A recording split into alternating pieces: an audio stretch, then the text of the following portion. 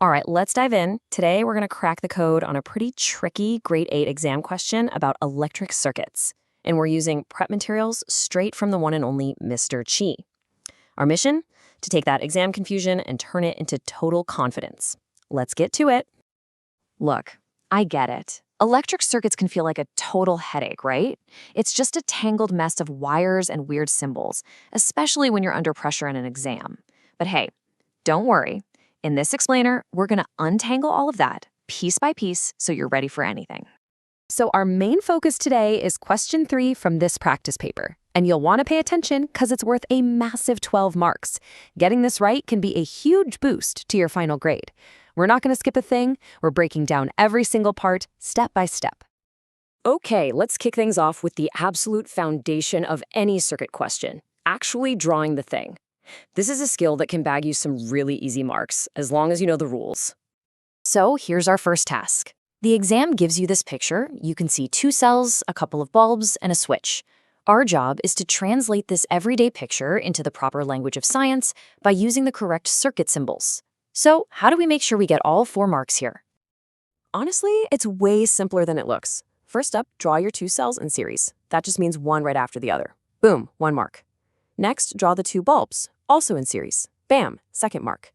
Then you just add a switch. And hey, the official memorandum says it can be open or closed. Doesn't matter. That's your 3rd mark. And for the final point, just connect everything up in one single unbroken loop. And there you have it. 4 simple steps, 4 marks in the bag. Easy.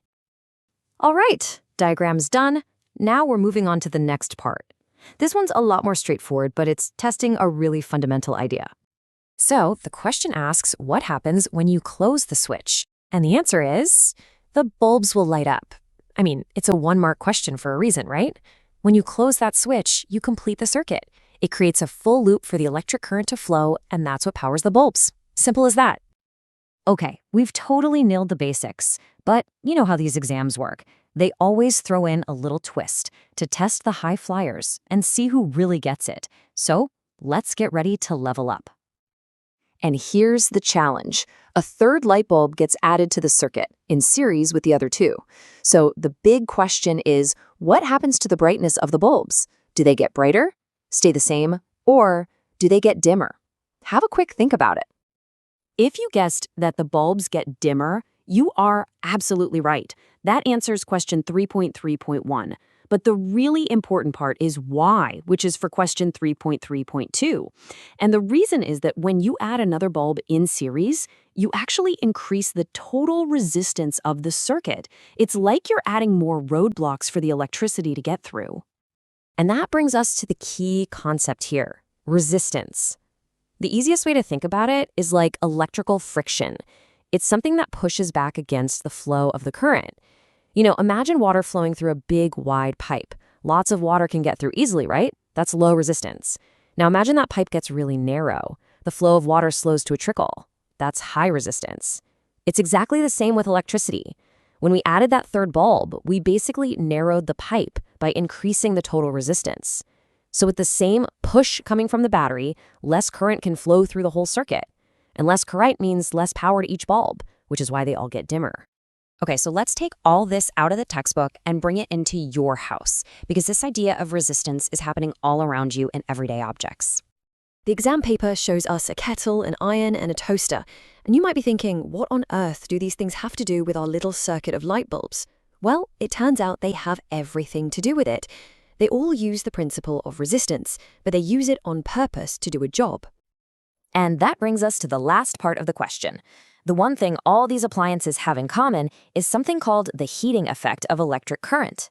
The energy conversion is pretty simple. Electrical energy gets transformed into heat, or thermal energy. But how? Well, these appliances have special coils inside them that are designed to have super high resistance. So as the electric current is forced to push its way through, that struggle generates a ton of heat. And that's exactly how your toaster gets hot enough to make toast and your kettle boils water.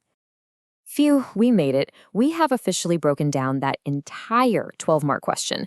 So now let's do a quick mission debrief to lock in everything we've learned. So what are the key things you need to walk away with for your exam? Number 1, know your symbols. You can draw those series circuits and get the easy marks. 2, Always remember that adding more stuff in series increases the total resistance. 3. More resistance means less current, which means dimmer bulbs. And finally, understand that resistance is actually useful. It's what creates the heating effect in appliances, converting electrical energy into heat. And just like that, you successfully cracked the code on question 3. Seriously, nice work. Now, if you found this step-by-step breakdown helpful, just imagine what else you could learn. For more amazing exam prep just like this, make sure you go and like, subscribe, and follow Mr. Chi on Instagram, TikTok, Facebook, and YouTube. Keep up the awesome work, and I'll see you in the next explainer.